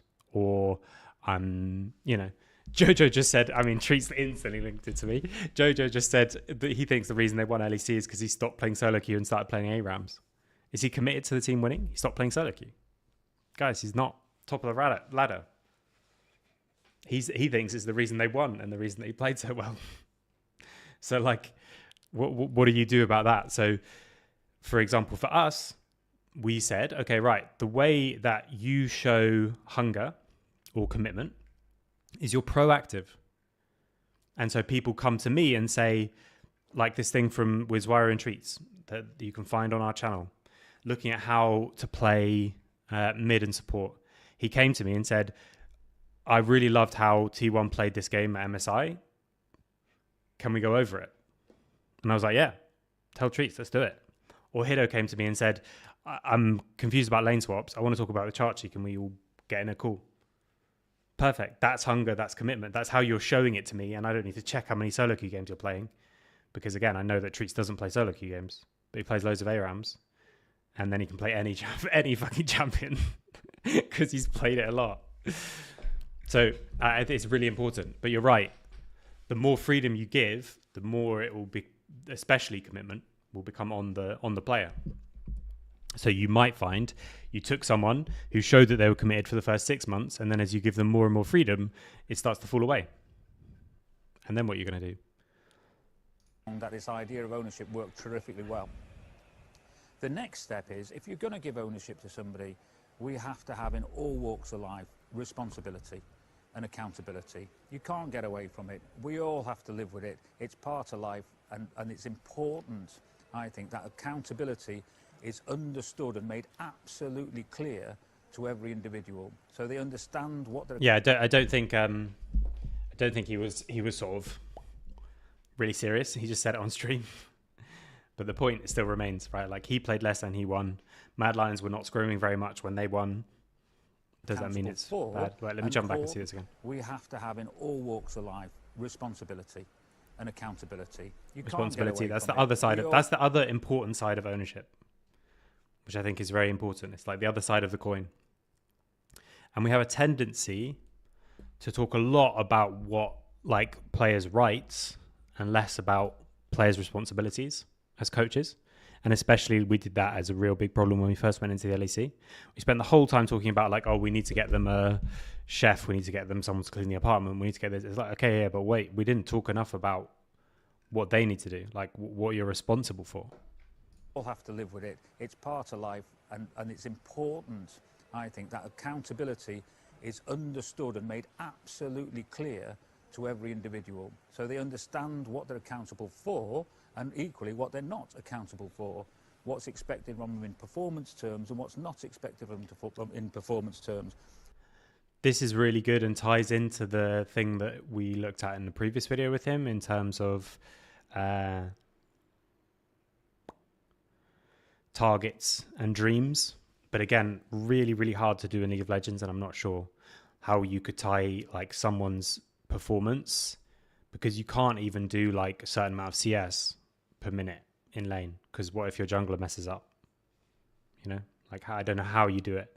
It would be like accuracy of clicks and working out how you could work out what an accurate click is versus a non-accurate one. Like, it's really, really hard to have individual performance goals, I think, for players that aren't just kind of like really rough overall ones. So X number of solo queue games or whatever. What's expected in attitudinal terms and what's not expected in attitudinal terms. Is attitudinal So I think if you take those four elements, commitment combined with ownership, on top of that you understand and make very clear the responsibility and accountability role, that then leads to excellence. And in fact, it's personal excellence that we're talking about. It's not necessarily on the world stage, it's the best that you can do. That's really useful, personal excellence. So like the best version of you. And again, this sounds like the love thing, but they never use the word love.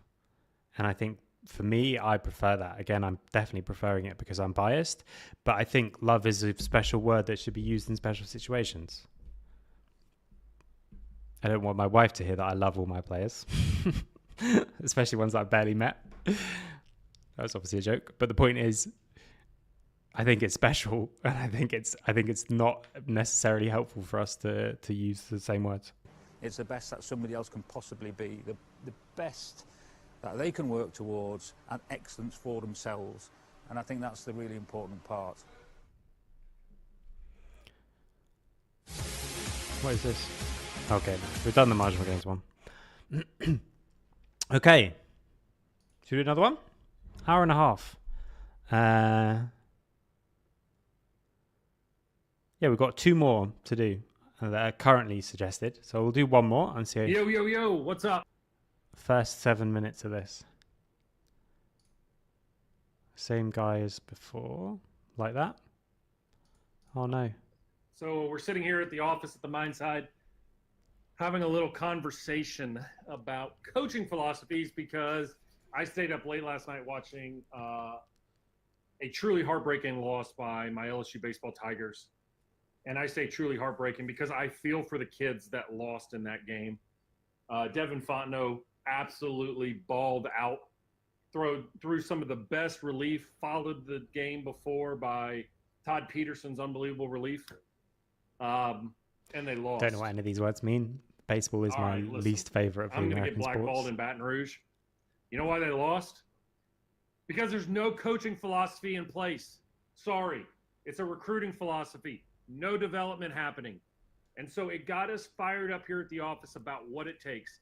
Back in January, I went and spoke at the American Baseball Coaches Association meeting about this very topic, and I want to share some of that guidance with you. So whether you're a golf coach, baseball coach, whether you're a parent, whoever you are, I want to help you with coaching philosophy.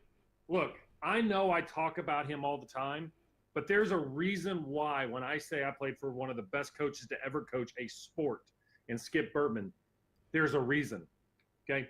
Because he had a philosophy. He had a system in place. He had a program that we followed from the time we entered the program to the time we left. From the time he started in coaching in 1985 to the day he retired in 2001 or 2, whenever it was, there was. Oh, didn't mean to speed that up. Did I change the thing? No. Was a system that was in. I think there's two things. Firstly, I think this is absolutely fantastic to know like why you're doing what you're doing and have some consistency in that. I think at least in esports, we should separate coaching philosophy to recruitment philosophy, but I can understand. I think the way they do it in college sports is more like the head coach is kind of like what we would call the head of LoL. Like they're doing very little coaching and much more around recruitment, or like in like the manager in football, right? Soccer. The one thing I would say is that it would worry me if you haven't updated your coaching philosophy in 20 years. But I think what he means is like the underlying values are the same, which is important, but like also not necessary. Yeah, I would be a little like, because that's an important 20 years as well, you know. Like there's been a lot of information come out in that time. That would hopefully make you change what you were doing. And even if we think about what we've just been talking about, like you might have started much more vertical and then ended much more horizontal or much more athlete-led, or however you want to say it, athlete ownership kind of approach. Place, and it was molded and developed. And too many coaches are caught up on the talent of their players, hiding their philosophy. Their philosophy is let the players play. And there's no development. And when somebody does something good, you take credit for it. And when they don't do good, then all of a sudden it's because of some other reason. And that's hogwash. Wherever you coach, whoever you are. I think this happens kind of like accidentally in league. I don't know. I don't think it's about, I don't quite understand what he means by coaching philosophy, because it's almost like coaching impact. And I guess, again, when you're talking about that many players, it could just be that having a consistent approach is the same as having impact. But that does happen a lot, you know. People join a team that in 1 month then wins a championship and they put it in their Twitter bio forever. It's like, okay, but anyone being there might have won that championship. Doesn't matter. What's key would be that you have something written down, so it's challenged by every player you coach. It's an evolving philosophy. Yeah, evolving philosophy I think is a good way to think about it. Because like I say, if you say that it's consistent from the 80s to 2000 or 2005 or whatever he said, I'm worried. But I think I don't think he actually means that. What level? Whether you coach Pee-wee or you coach professionals, you have to have a philosophy that guides the development of your program and your philosophy of how you develop players. It has to be there. And if it is not there, coaches, I want you to hear this one point right now. If you don't have your philosophy written down, you're failing your players. You're failing. This, I think, is really good. It's very easy to have something. It doesn't need to be written down like on paper or anything like that. You can even record it in a video format if you want. I think it's probably better to write it down, but you can record it in a video format. It's very easy to have it kind of wishy-washy in your head, and you think it's set, but it is flexing a lot. And it can flex, of course, but you need to work out what can flex and what can't. Like your approach to the game for League of Legends, for example, should definitely be able to flex, because we learn new things. You'll go on a new roster. There's things I've learned from Yankos. There's things I've learned from Chachi. There's things I've learned from Treats. Like I learn things from my players, and that would update that. But the approach of like what I value and that kind of thing, I think that's the part that it's important to make sure you're a bit consistent around, which I think is a good point.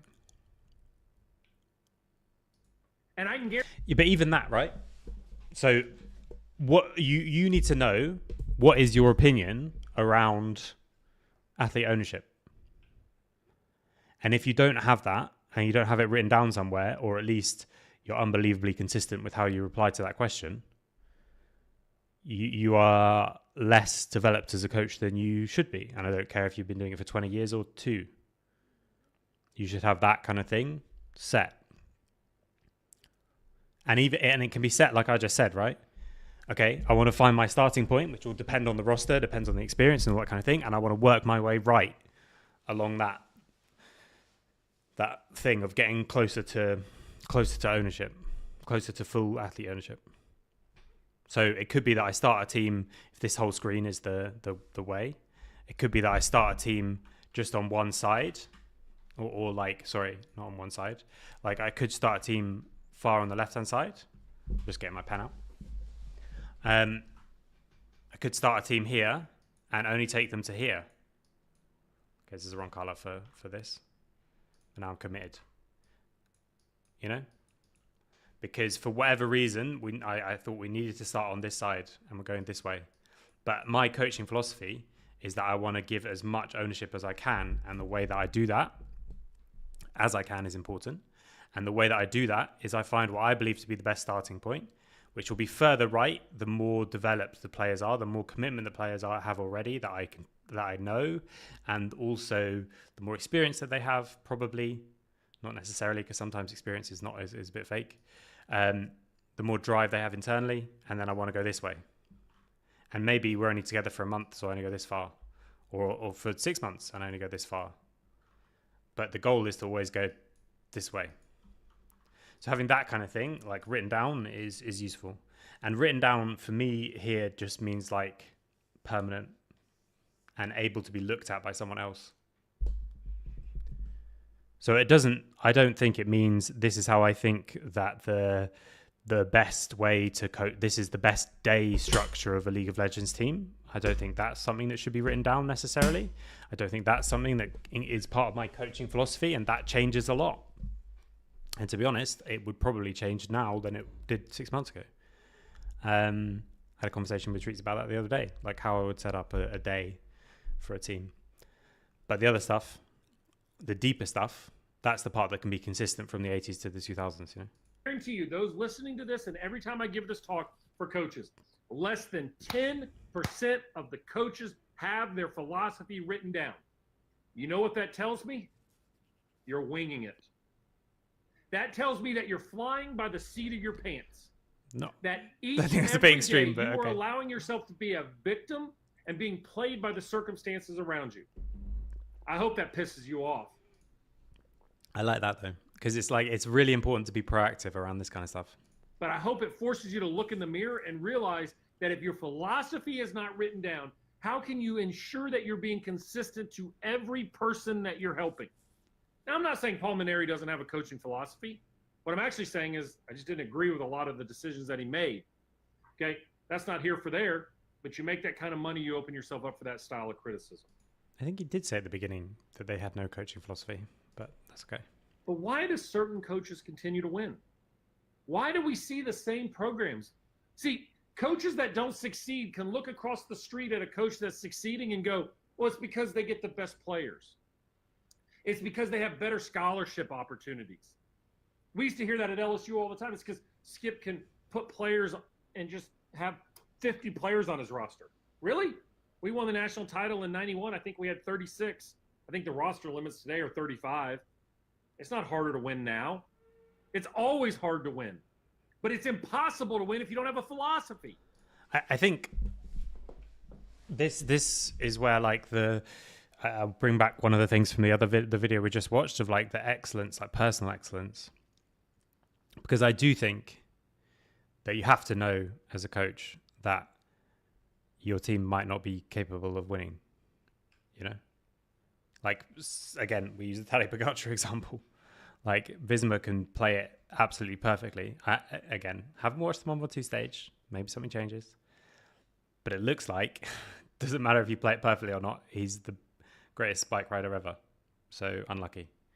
And so you have to be quite clear, both as a coach and also anyone else involved in the deeper structure of like what our goals are. So for example, if you're the 10th budget in the LEC, your smallest budget, absolutely, you should be not trying to come 10th.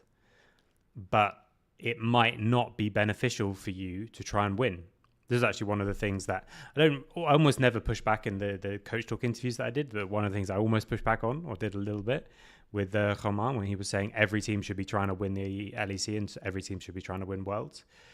The decisions that you make to try and win the LEC might not necessarily be the decisions you make if you're the 10th budget team to do as well as you can in the LEC. And that's an important distinction that I think we should be clear on. So sometimes, yeah, the other team has the best players. But for example, I won't say who, but I know people at Fnatic were like, we just have to try loads of different things to beat Caps, and maybe it's just impossible and that kind of thing. Well, Koi and KC just did it this year, so it's obviously not possible. Although obviously it was against G2 both times, so they were still, everyone else changes and Caps is pretty consistent. He's pretty fucking hard to beat, but it's a team game. That's written down and developed.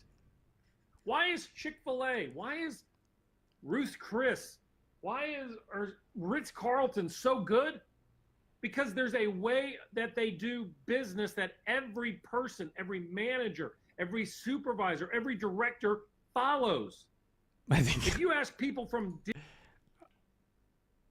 Let me think about that comparison.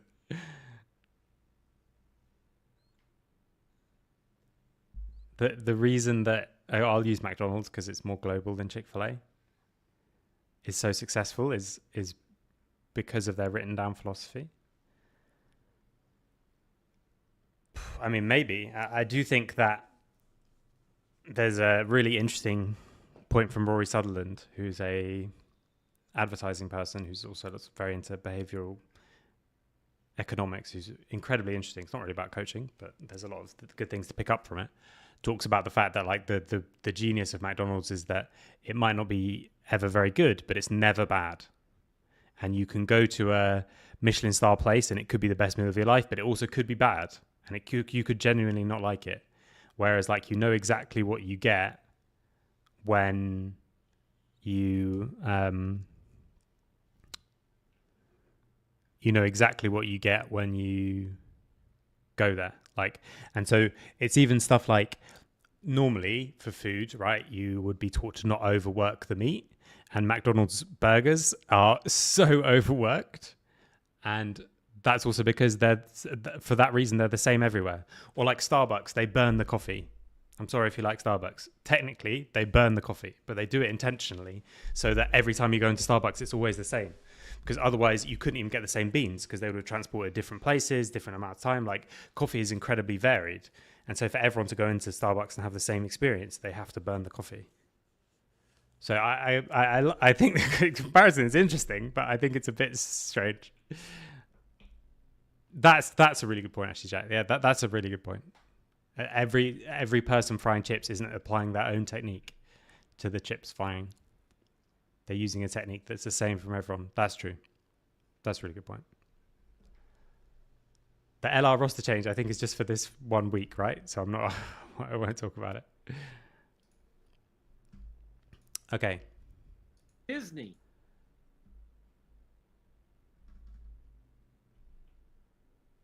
Well, there is a reason not to be 10th if you're on that team. No one likes coming 10th.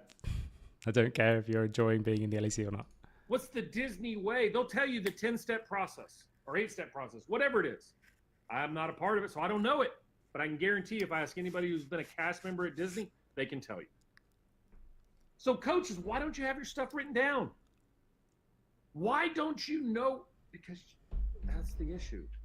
See, you don't know. You don't really know what makes you better. I know why you don't have stuff written down. It's because it's hard to write it down, man.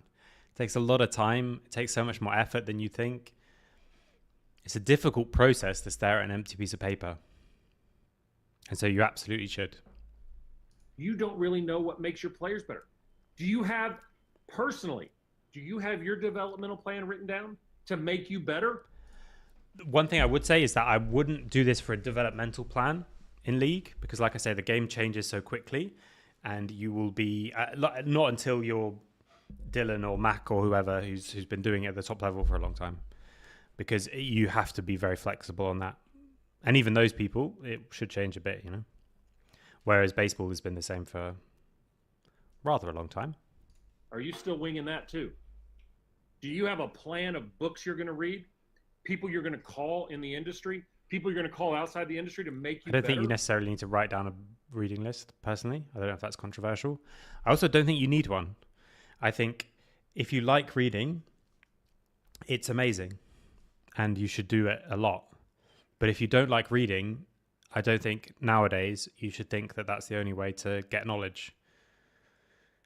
If you prefer to listen to TED Talks or podcasts or whatever, do that. You know, find the thing that you like and tunnel into that. I think that's very good. I mean, books are really good. I think the best way I heard it described is like a podcast compared to a book is like a podcast is a photograph. It's like one moment, and books are like a painting where you can go back over the same thing over and over and make sure it's exactly how you want it before you say it's done.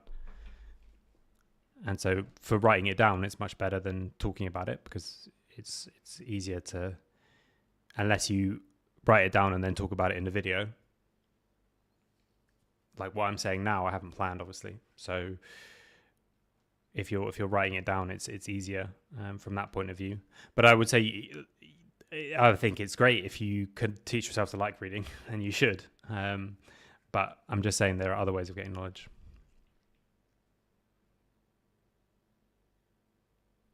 Yeah, I know. For me, it's almost like two things. I think writing down your coaching philosophy and being clear on your coaching philosophy for me is the most important thing from all this that he's saying that we can all take. But also, like, it is good to write down the stuff that you've listened to, but it's hard to. It's not hard. It's just a lot of effort. So like, I haven't updated my reading list actually a little bit. I need to do that. I should do that, but I didn't even have one until recently. Like relative to how long I've been doing this. Do you have information in place that's your go-to when a player is struggling, that you can give them some resources and say, hey, look, 8 years ago, I had a player going through very much the same thing that you are. Here's something that I mean, listen to that. 8 years ago, even as his example, right? So it's less important to write stuff down when we have a 1 year, like a 6 month attention span. I hope we're all in esports in 8 years, but who knows? I would suggest that you do. Or do you just wing it? I know that's kind of a harsh statement to say, but coaches, don't play hunches. Don't. Play educated guesses and make strategic decisions based on your philosophy. So, what's the difference between a hunch and an educated guess, other than the connotation?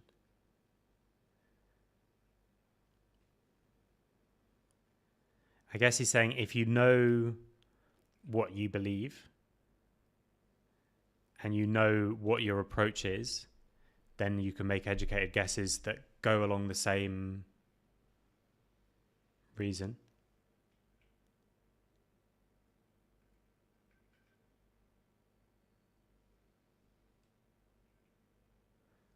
So you're saying a hunch is, I think, and I know from experience is an educated guess, because that's not what those words mean.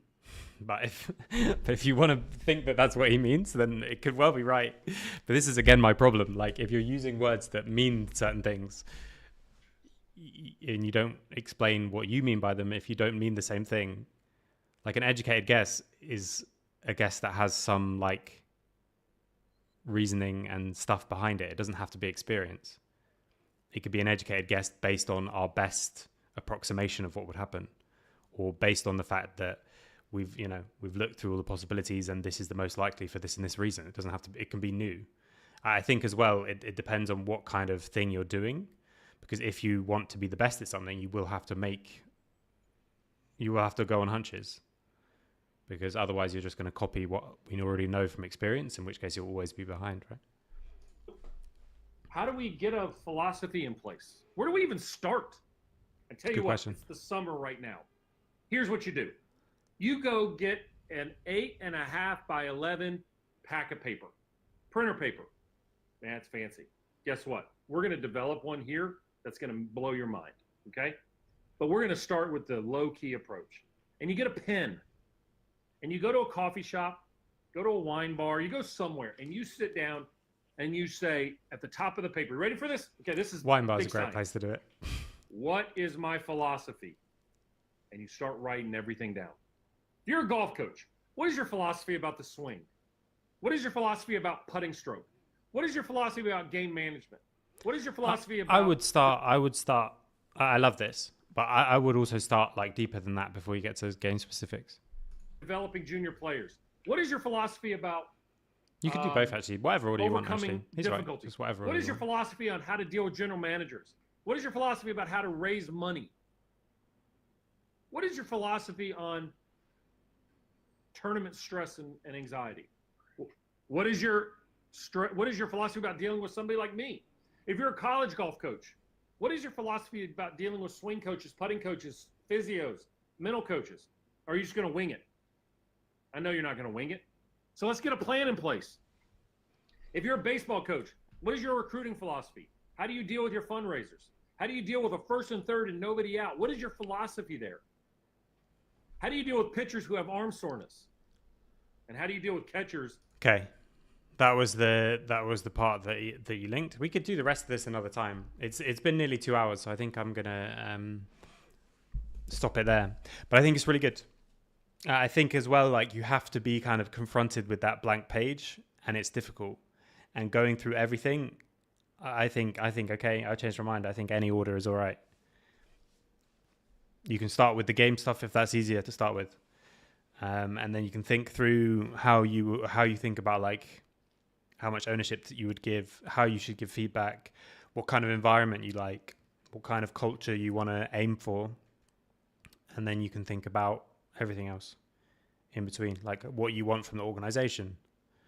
How are you gonna managing up is a really important one. So he mentioned GMs there. Like, how are you gonna talk to whoever your boss is, and how are you going to make sure you get the best out of them? I think that's probably the biggest mistake that I made in my coaching career, is that I didn't do good managing up.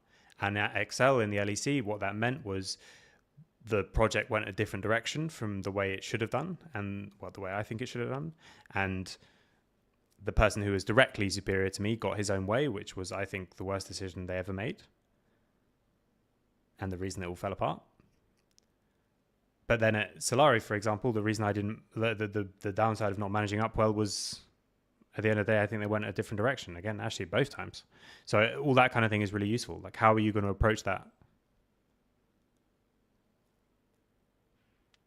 Yeah, exactly. Like, I think you should show it to people, but you don't have to show them the scrap of paper that you're doodling on. If you have one small section, you think, this is how I think teams should approach the early game. Okay, I'm going to show that to someone. And let's see. Then I think it's really good. I think I'd go about it like that. Well, for me, this was really good. Got to relive some videos and stuff that have been very important to me, but also see some stuff that I'd never seen before. So I'm going to keep doing this. I'm going to do more. So if you're interested in submitting any videos or clips, join my Discord, and then there is a section there called Coach Forum, which has topic suggestions where you can just drop in a bunch of videos. If more stuff comes up, do drop it in. I think we're going to go for like 10-20 minutes max, 20 minutes max. So we could have done this whole thing, but probably not at the end. We could do the rest of this. There's already one video that's coming for the next one. We'll probably try and do a couple of hours, because I start not making sense after a couple of hours of talking. But yeah, I hope that was useful.